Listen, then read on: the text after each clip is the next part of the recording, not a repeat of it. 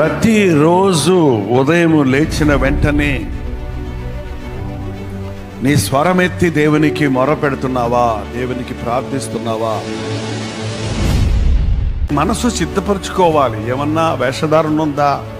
ఇంకా కడగబడింది ఏదన్నా ఉందా? నా మనసులో చికాకు ఏదన్నా ఉందా? నా మనసు ఒకలాగా నిరుత్సాహంగా ఉందా? దేవుణ్ణి ఏం అడగాలి ఈరోజు? ఏం చేయాలి ప్రార్థన? ఎలా చేయాలి ప్రార్థన? ఏం ఒప్పుకోవాలి? ఏం చెప్పుకోవాలి?